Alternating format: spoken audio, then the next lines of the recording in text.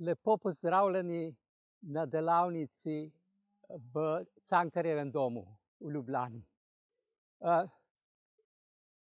Navadno je delavnica v okrogli dvorani, v Štihovi dvorani, že 38 let. Ampak tokrat vas moram povabiti kar na lastno dvorišče. Saj veste zakaj. Upam, da vam bo tudi tako všeč. S delavnico sem začel leta 1983. Mene zanimajo taki ciklični projekti. Tako se vsako leto od takrat dobimo ob zaključku zime, torej na prehodu v pomlad, takrat, ko se zaključi meditativni del leta in je treba stopiti v življenje. Na nek način takrat zberem tisto, kar je v prejšnjem letu se dogajalo z mano in s prostorom, in strnem to v delavnici. Tako tudi letos. Zmeraj izhajam iz nekih izrazitih dogodkov prejšnjega leta in seveda se ne morem tokrat izogniti virusom in pa pandemiji. Še zmeraj smo znotraj te nesrečne pandemije. Virusi so zelo malo poznana bitja. Jaz mislim, da so virusi tista bitja, ki so odgovorna za to, da je Zemlja živ planet. Če si predstavljate Mars ali pa Luno, recimo Mesec, površino Lune, taka bi bila Zemlja brez delovanja virusov. Seveda so še mikroorganizmi in glivice, nekakšno trojstvo teh bitij, ki omogočajo ne samo v preteklosti, da je sploh Zemlja živ planet, ampak v vsakem trenutku morajo ustvariti pogoje, da se lahko življenje odvija, da življenje biva na Zemlji, recimo. To trojstvo dolgo časa nismo razumeli. Šele zdaj počasi, predvsem okrog mikroorganizmov. Recimo še v 19. stoletju so mikroorganizmi veljali za bakterije, ki jih je treba nujno, vojskovati se je treba z njimi in jih preganjati, ker oni so uničevalke življenja. Danes vemo, da brez mikroorganizmov življenjski procesi ne morejo, so nemočni. Danes vemo, da je v litru morske vode toliko mikroorganizmov, kolikor je ljudi na Zemlji. To je okrog, se mi zdi zdaj, 8 milijard. V človeškem telesu je mikroorganizmov za 2,5 kilograma. Glede na to, da so to mikro drobna bitja, ki komaj z mikroskopi lahko vidimo, si lahko predstavljate, kolikšno je to število, če so težki 2,5 kilograma naše telesne teže. In tako se začenja odpirati neko novo področje spoznanja, ki je žal zelo omejeno. Zato, ker se zdi, kot da je začetek življenja vendarle na fizični ravni. Kot da to so vendarle bitja, ki se jih da videti z mikroskopom, čeprav so nevidna. Ampak tukaj nastopi neka velika težava, s katero se moderna civilizacija kar naprej sooča. In to je nevidni svetovi. Čeprav lahko nekako z mikroskopi vidimo ta bitja, vendarle so nevidna za naše oči. Kaj pa elementarna bitja? Kaj pa zmaji? In vsa druga bitja, ki jih tradicija pozna kot živa bitja, ampak nimajo fizične oblike. Tukaj smo, jaz vidim to soočanje z virusi in pandemijo, pravzaprav kot da se človeštvo srečuje strahom pred nevidnimi svetovi, pred svetom prednikov in zanamcev, kot rečeno, elementarnih bitij in tako naprej.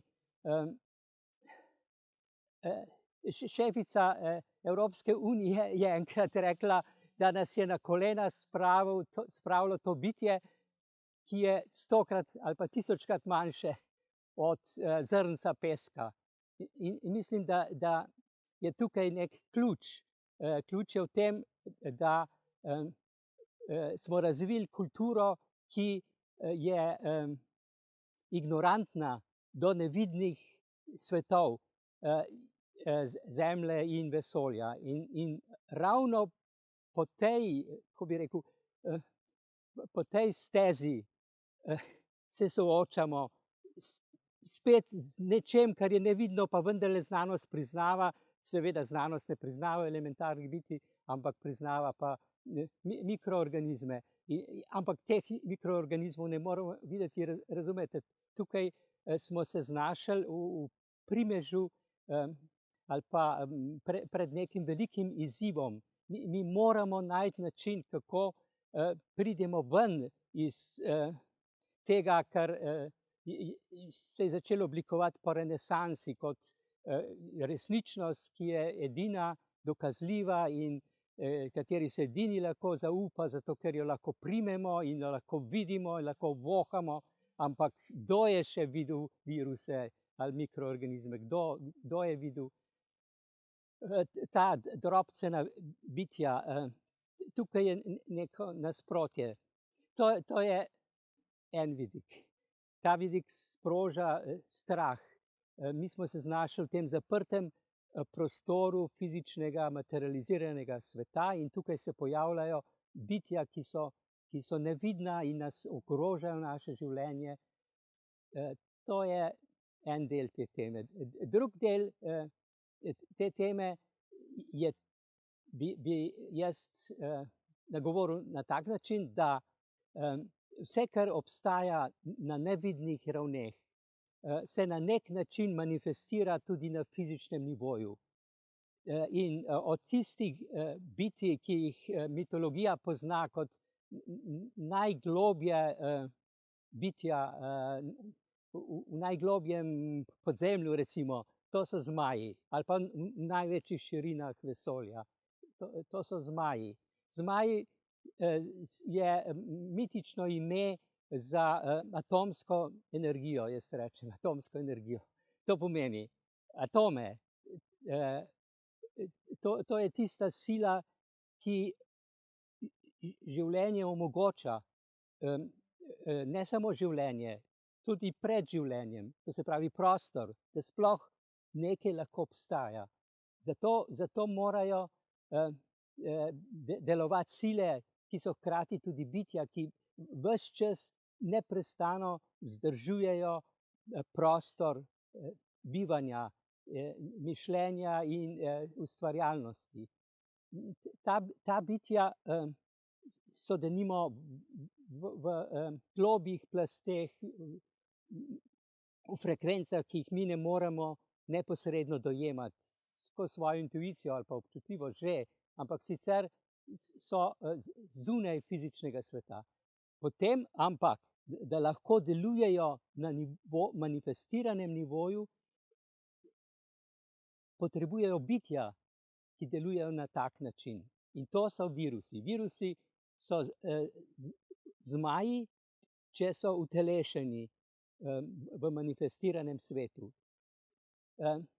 Recimo jaz vidim viruse tako kot kresnice. Kresnice, ko se poleti pojavljajo, trenutek sveti, naslednji trenutek ne sveti več, pa spet sveti, pa je spet tema, pa sveti, pa je spet tema. Zato, ker se obrača. Ampak to je simbolično, zato ker virusi so. Virusi, ki segajo do najvišje atmosfere in največje globine Zemlje, da ne govorim o utelešenem svetu, so vse povsod in omogočajo tisti prehod med smrtjo in življenjem. To se pravi tema, svetloba, kot kresnice. omogočajo, da življenje, ki je pravzaprav, kako bi rekel, vitalno-energijska kvaliteta, torej ni fizično, ampak kako se lahko utelesi, je bilo potrebno milijarde let delovanja virusov, da so izoblikovali ta prehod iz nevidnega v vidno. Potem pa mikroorganizmi nadaljujejo še zmeraj relativno v nevidnem prostoru, potem pa glivice, ki nazadnje se pojavijo tudi kot gobe in so ne samo za videti, ampak tudi za pojesti.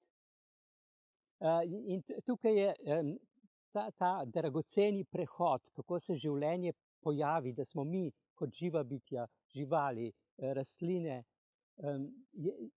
za ta prehod je potrebno najprej, da virusi ustvarijo nekakšen most iz nevidnega proti vidnemu, potem pa mikroorganizmi sprožijo življenjske procese, to imenujemo mikrobiom, njihovo delovanje mikrobioma je življenjski procesi, in potem pa glivice omogočajo, da življenjski procesi dobivajo prvinske oblike. Potem so pa že rastline, tukaj pa mislim alge in rastline in tako naprej, živali, ljudje. Zato odkar se tretja tema bi bila ta, odkar je pa človek izgubil stik z zemljo, s tem kreativnim procesom, ki nam omogoča, da se pojavimo kot duše, recimo pojavimo v fizični obliki, odkar je človek izgubil stik in je začel hoditi po neki svoji poti mimo Zemlje in kozmosa, se je pojavil strah pred temi prvinskimi silami. Ta strah se recimo v patriarhalnih kulturah, kot tudi v krščanstvu, kaže v mitičnih figurah. Recimo to je ubijalec zmaja, Sveti Jurij kot ubijalec zmaja. On je ubijalec virusov. To se pravi, da bi ljudje zdržali v tem plehkem materializiranem svetu, je treba se omejiti, je treba se skriti pred temi prvinskimi silami. In zato smo izumili svetega Jurija, ki z sulico prebada zmaja, ali pa nas angel Mihael varuje pred njim. Ampak tako ne gre neskončno naprej, zaradi tega, ker življenje vidimo okrog sebe začne umirati. Če mi masovno, množično vzpostavljamo miselne oblike in pa strah, ki ne dovoljuje, da bi prvinske sile, to se pravi sile zmaja, vedno neprestano obnavljanje življenje, v nekem trenutku se to zalomi in mi smo v tem trenutku, ko se zalomi, ko se je zalomilo in vidimo, da življenje začenja okrog nas umirati in tako razumem to pandemijo kot nekakšno zadnje opozorilo. Če bomo še naprej zatirali te nevidne svetove, vključno z virusi, potem se nam slabo piše in potem ne mislim, da nas reši cepivo, zato ker smo že enkrat poskusili s svetim Jurijem in njegovo sulico, ki prebada zmaja, in to igla cepiva verjetno ni rešitev. Rešitev je, da se odpremo ne virusom, ampak prvinskim silam Gaje, ker virus ni pravo ime. Virus pomeni po latinsko nekaj, kar je nevarno, to se pravi strupeno, strup. Virus pomeni latinsko strup. To je del tega zatiranja prvinskih sil in mislim, da je rešitev v tem, da se pogumno odpremo in začutimo, kdo ta bitja so. Ne virusi, ampak zmaji in pa njihovo, bi rekel, utelešenje v tem neskončnem oceanu mikroorganizmov. Tako, to je prvi del delavnice.